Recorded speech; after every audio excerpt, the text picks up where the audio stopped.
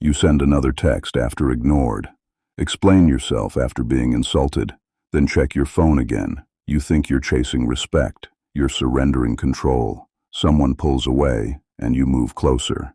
They dismiss you, and you explain more. They criticize you, and you rush to prove yourself. Soon, their opinion controls your attention. But why does their approval become more important than your own judgment? Why do you need them to? Really, Epictetus gives the first answer. Another person's opinion is not yours to command. Reputation belongs to the outside world. Your judgments and actions belong to you. Once their respect becomes necessary for your peace, you give them a lever inside your mind. The Stoic answer is not indifference, it is independence. Care about your conduct without requiring control over their judgment. Your freedom begins when their judgment stops deciding your behavior now. Look at what chasing actually does. You send the second text because silence feels unbearable. You stay in the argument because leaving feels like losing. You explain the same decision 3 times because you need them to understand your worth. Now notice the trap. Your behavior is no longer based on what is right. It is based on what might change their reaction. That is where Stoic discipline begins. You cannot control whether someone admires you, chooses you, agrees with you, or treats you fairly. You can control whether you beg, retaliate, over-explain, or remain composed. This does not mean pretending disrespect feels good. It means refusing to let discomfort choose your next move. Their behavior is information, it is not an order. The real question is what you do with that information, and sometimes the correct response is action, not retreat at all. Because there is something deeper underneath the chase. You may not actually be chasing the person. You are chasing the feeling that their approval would finally prove something about you. If they reply, you feel valuable. If they invite you back, you feel chosen. If they apologize, your ego settles. If they respect you, you think the problem is solved. But now, your emotional state depends on an external event. Psychology describes a related pattern, contingent self-worth. When value depends on approval, rejection can threaten your self-image. That is why one person's silence can occupy an entire afternoon. Stoicism attacks that dependency at its root. Marcus Aurelius repeatedly turns away from praise and reputation and toward the quality of one's own conduct. So ask, what is the right action if they never respect me? That question moves the center of your life back into your own hands. That question changes everything. Imagine a coworker undermines you in front of everyone. The old instinct says, defend yourself immediately. Make sure everyone knows you're not weak. Maybe embarrass him back. But the Stoic response is more demanding. First, separate the insult from the decision.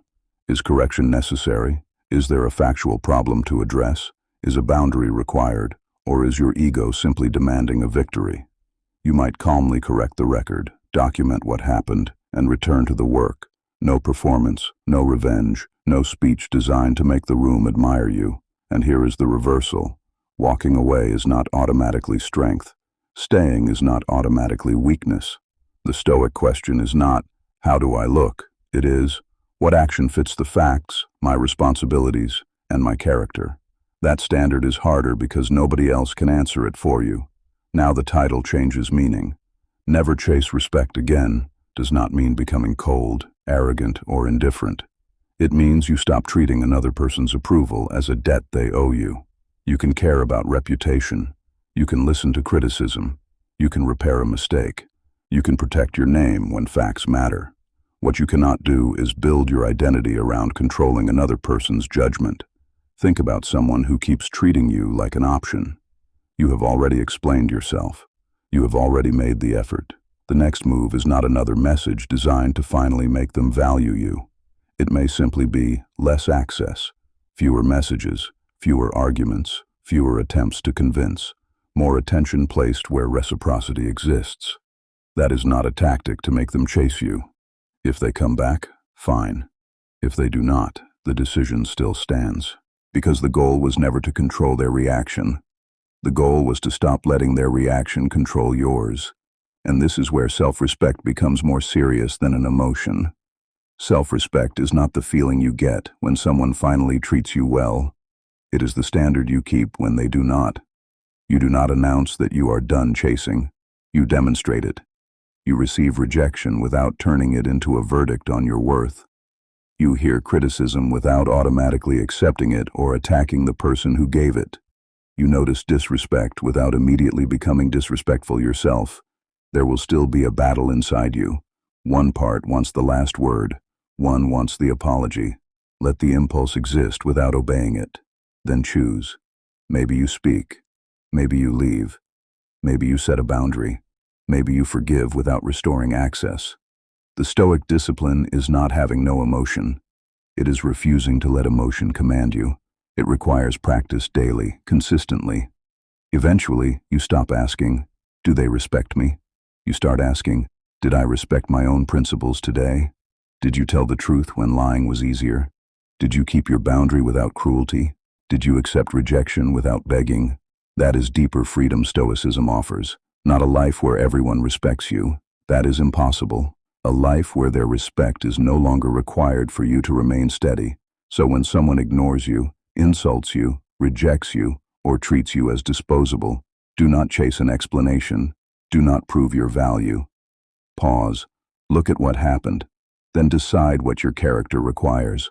Because you do not lose yourself when someone fails to respect you. You lose yourself when you abandon your principles trying to make them do it. Stop chasing respect. Become someone whose behavior no longer depends on receiving it.